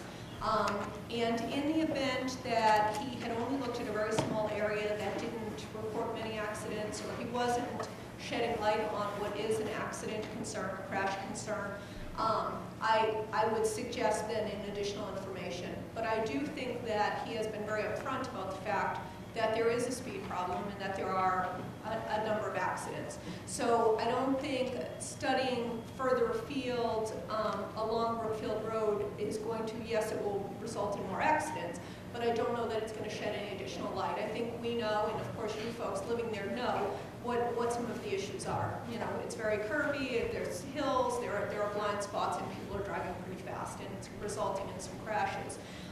In regards to comparing the information that you collected from the towns, which yes, you do get a lot more information when you collect from the towns, because the towns don't submit to the state unless it's $1,000 worth of damage or there's an injury or a fatality. So a lot more is in the town database than is in the state's database, that's true. But to compare an accident rate that you determined based on town data to the state's average is really comparing then apples and oranges, because the state's data is just the state's data, it isn't the individual town data. So the rate will be higher, always. So that's true, it may not be to the factor that this gentleman found. The planning director has raised an issue or a concern some other folks have about a particular safety concern at the intersection at Route 49. And if that is a concern that the board wants to investigate further, then it makes sense to study that intersection and investigate that accident rate further. That does make sense to me, but to have an open-ended crash data and further investigation, I don't think will shed any more light on what we know is currently the situation on that section of Brookfield Road. I just think the board, should be careful and should ask of the proponent things that will shed additional light as opposed to studying, for the sake of studying. Thank you, Jennifer. At this time, I'd like to ask any of the board members if they have a follow-up question to use up the rest of our time. I'd like to, is it all right if I ask Russ a question? Sure. All right. Chief Purveyor mentioned something. How many acres, this complete site, all the land that the two of you or that your group owns, how many acres are we talking? And not just what we're doing tonight, but in the complete site? What the total development? Russ, would you mind using the mic, please? What the total development group owns Yes. is over 500 acres. If you were to do a max build-out, not do Sunset City, this does not come to fruition, but you were to decide instead to do a multi-level subdivision, how many houses could that site hold? Over 200 is a conservative number.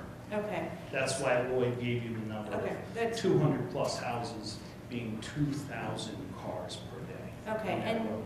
on Sunset City, in your experience, from what you guys, because I know you've done the research, how many between competitors and visitors and just regular people do you typically see during your peak times? Peak times for an event, Yes. which would be 10 times per year, Yes. you're looking at around 1,000 people. Okay. Thank you. Any other follow-up questions from the board?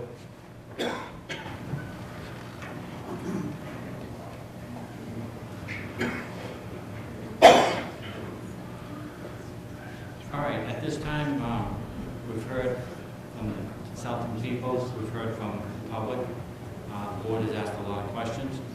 What I'd like to do is ask the board to continue this public hearing until April 1st. Do I have a motion? So moved. All in favor? Unanimous. The next public hearing on this will be April 1st. Thank you.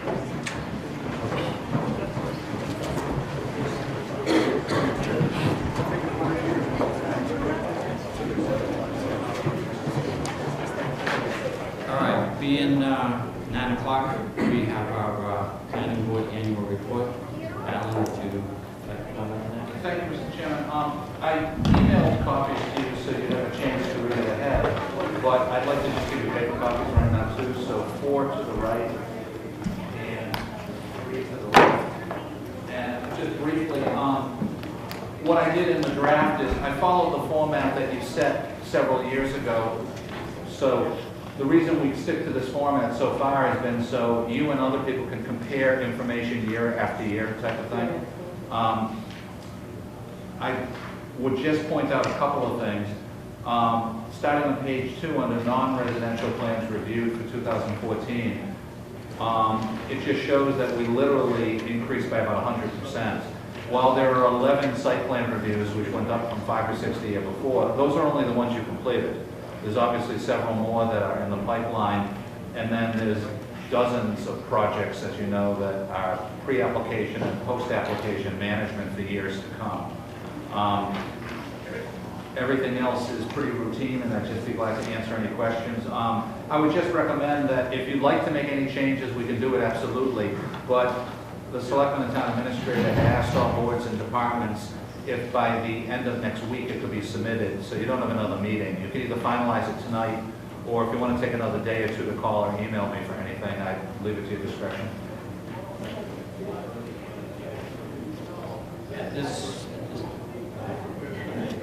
I'd like to make a motion to accept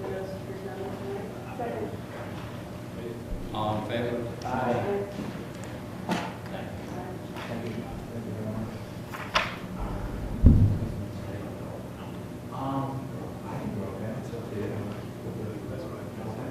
You feel safe. If you check the school and check with the school and we'll be all set. Thank you.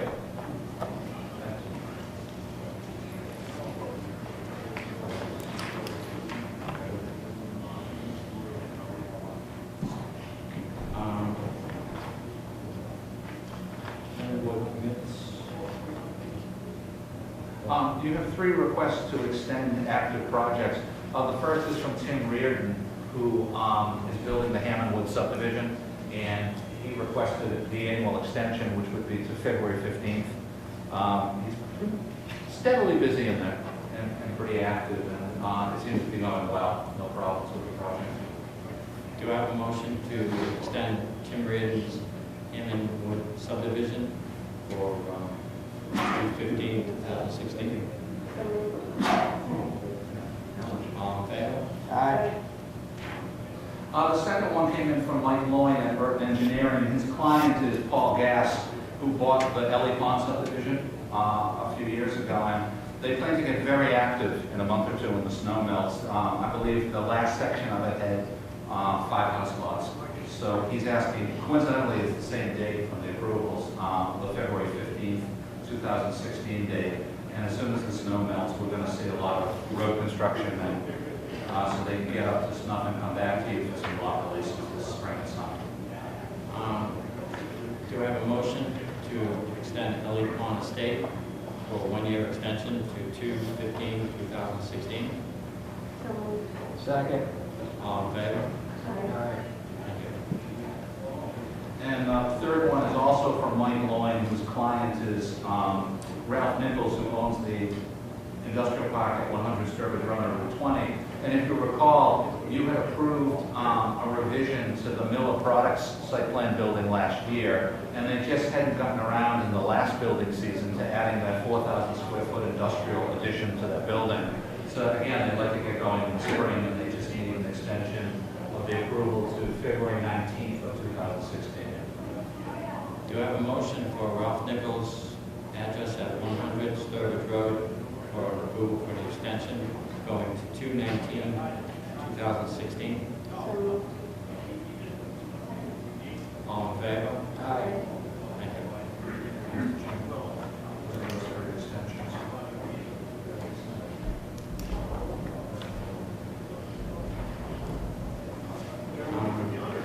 Do we have any comments on broadband? Just have 2. One, again, I emailed you, but I brought paper copies this evening. What the board does every year is you ask me to write out a memo to the board on local development projections that originated a few years ago when Finance Committee, Town Administrators, Selectmen were looking for information from myself, Kurt Meskis, and other people about, as they try to calculate revenue projections as they get into the budget season for upcoming. I use the same format and template I did in the past few years, and I always mention up front, as you see on page 1, that I try to be as real-world accurate on potential upcoming development for 2015. And when I talk to the different developers, I don't say, what would you like to do? I say, what do you think you're definitely doing? And that tempers it more into the world of reality. And it's been pretty accurate the past few years. Just briefly, I want to point out a few things in this. One, the explosion of commercial solar array development, which is mind-boggling. 2 of these are on your agenda for your next meeting, March 4th, the one on Snake Hill Road and the one on Turner Road. And also on March 4th, with 0 Point Engineering, Brendan Gove, I've suggested he come on your agenda for 10 minutes. He's going to do a kind of a network location in a section of town of a couple of small ones that are all coming in one application, which makes sense because they're all on one large property, and they're all related to a National Grid transformer upgrade to take the power in. So I said, why don't you come in with a map, give the members copies on March 4th, and then see where all that goes. So that's also, that isn't even mentioned. I would like to make 2 changes to this since I emailed it to you the other day and printed this out. I project meeting with Cleve Blair Jr. yesterday, and I mentioned in this draft that he'd like to get going on one of his 2 subdivisions in the spring, which is the Dresser Hill Dead End subdivision. He told me yesterday that actually business is so good for his particular schedule, he'd like to get Jenks Lane going too. So I'd like to add to this that both of them he's going to commence as soon as the snow melts and get that going. And the only other change I'd like to make is I mentioned that Alex Santos' building at the corner of Route 20 and Carroll Hill is moving forward, but tomorrow he's having Burton Engineering submit a special permit to the board. He has a lease agreement with a fitness center that will take the whole building, and that requires a planning board special permit.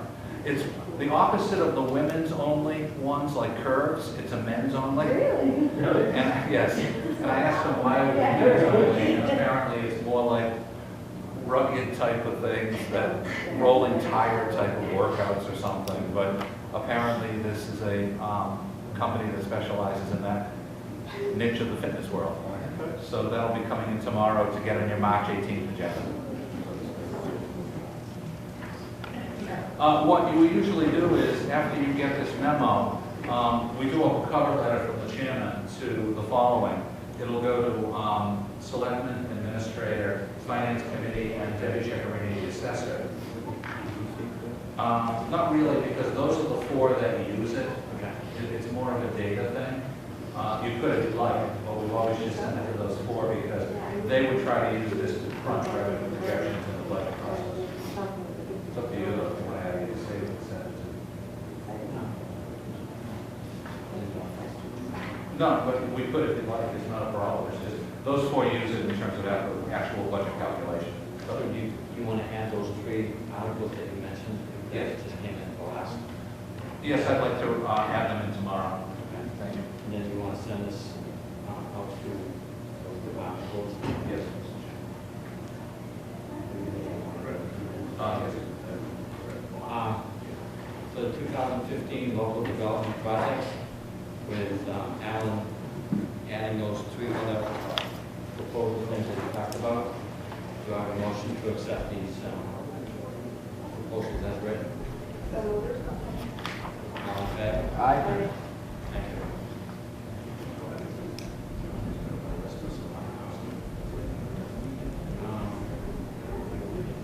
Do we just have any planning board discussions from Alan? Just a short list of about 7 or 8 quick grocery list items.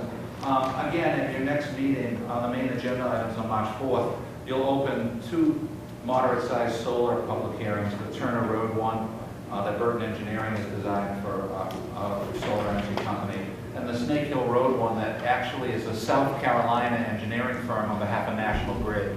National Grid will keep it home that one themselves. Also, like I mentioned, Brendan Gove for his network discussion.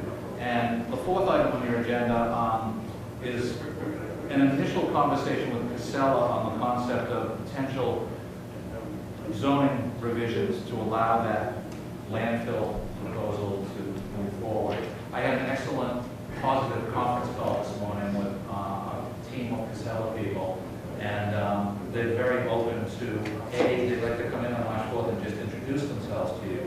We talked about the concept of probably an overlay zoning proposal being a little more logical than just changing the use table to the agricultural, but also schedule-wise, they're on the same wavelength as me of it makes sense within both their goals and just common sense to really be heading for the fall town meeting. It's too much of a crunch and a rush for May, and they don't need it for May anyway. So while some people have thrown out the idea of May, we're on the same wavelength of start talking to the board in March and head for the October town meeting for a proposal. How do you feel about reopening No idea, and I think that's worth asking them on March 4th at this point. You're right, it didn't come up in our conversation. My limited conversations so far have been just me giving them some reaction of possible ways, pro and cons, to propose a technical, but that's a good question for March 4th. Absolutely.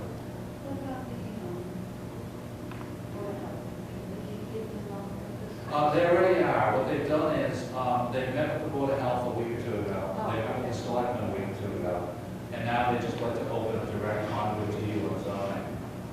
Board of Health wouldn't get involved the zoning item all communicate as it moves forward.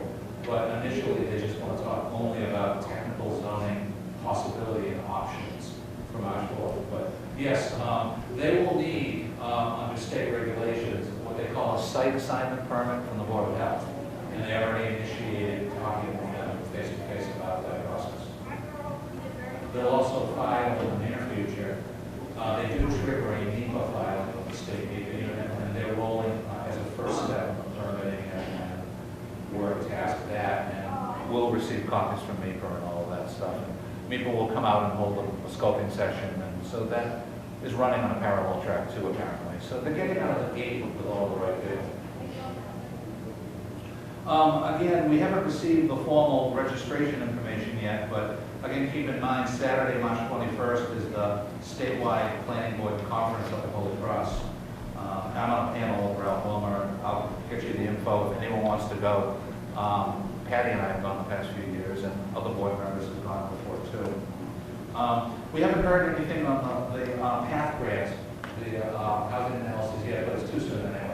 But we submitted it since your last meeting, and it's officially in the review process. And the last item for this evening is just to let you know, during the workday last week, Colin Novick and Samantha, I just forgot her last name, from the Greater Worcester Land Trust came out and had a good first trails meeting with us. It was myself and Lisa Westwell. Pete and Todd had other commitments, but they'll both meet with us in Charlton again and keep inviting us to the initial regional ones they hold at their office in Worcester. What was really neat is we spent about an hour and 20 minutes, and they had brought out a nice GIS map. And we started to look at connections, but also two other ideas. The idea of certain sections of the Mid-State Trail that's on the roadway. Colin has already looked at abutting properties that maybe we could get it off eventually into an easement, and they could donate the easement to the Mid-State Trail Committee if the state is set up. And people are legally absolved of liability when you do that. And then we looked at other areas that go off of it. Like, they were very excited that as part of your village study, we talked about trails in the center of town that exist, and they were very excited about beyond Mid-State Trail, just mapping it out. I'm supervising an internship with a student at Worcester State on GIS and planning, so he's very good at this. We thought of having him take a lot of what they had drawn and put it into an actual electronic file, and then we all look at it again and see where it all goes. So I'm going to meet with him on Friday and get him into that task. And, so it was a good first step, and we can bring it back to the board. Anyone who wants to join us at a future daytime working meeting, you can do that too. But he certainly is working hard regionally. He went off on a tangent and was showing us Oxford and Spencer and everything, and they really have this grant, a state and National Park Service combined source. Spend a few years, Central Mass, just really working with everybody to interconnect more, to map more, and to just foster trails efforts. It's a nice effort. Those are my items for this evening. I'll just hand out one last thing. The latest printout from Mike Andre on his spreadsheet of active projects that he's working for you on. 4 to the right and 3 to the left.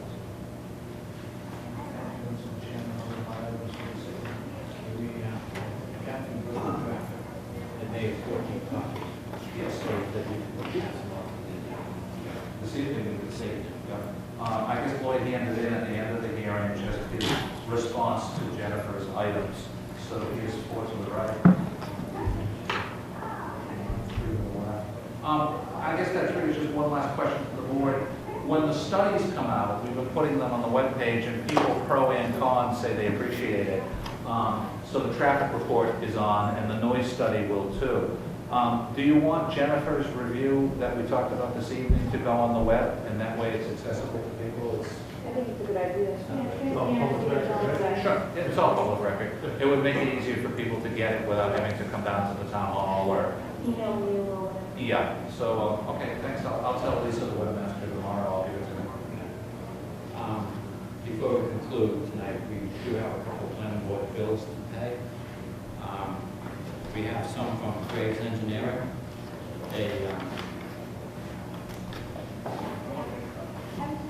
invoice from Grace Engineering for fire projects comes to $3,320.80. And we have another bill for postage, which is $44.67. We have a Staples invoice for $166.95. Another Staples invoice for $115.66. And the police detail from the Sun City that we had on 7 for $206.28. And we have another invoice from W.B. Mason at $84.59. A calendar refill for $30.16. A Pitney Bowes invoice for $120. And mileage for Jane for $74.17. All the invoices are included with this, and do I have a motion to accept these 3 proposals as read? All in favor? Aye.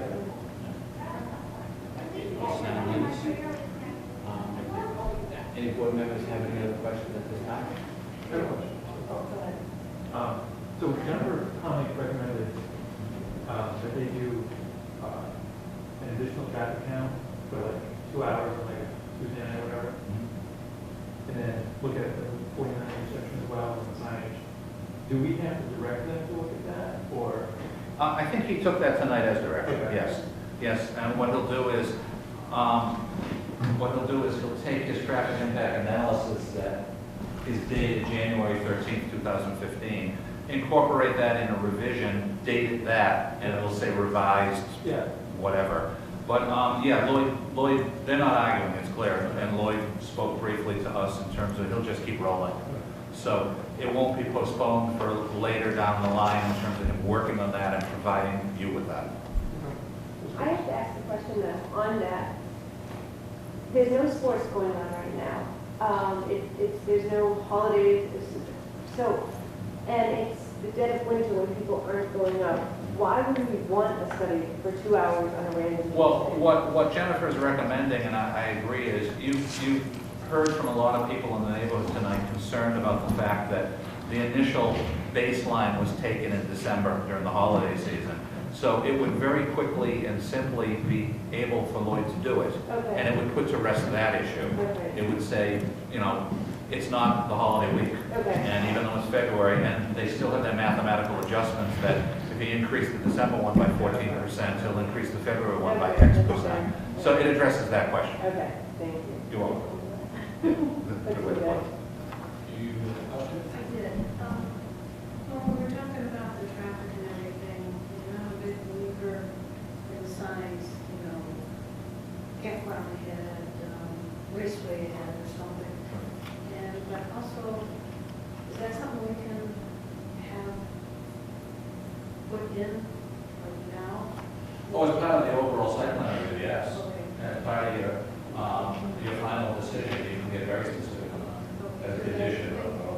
The other thing is, Chief was saying something about the standard boards, but I think the flashing, the sign on the trailer gets a lot of attention.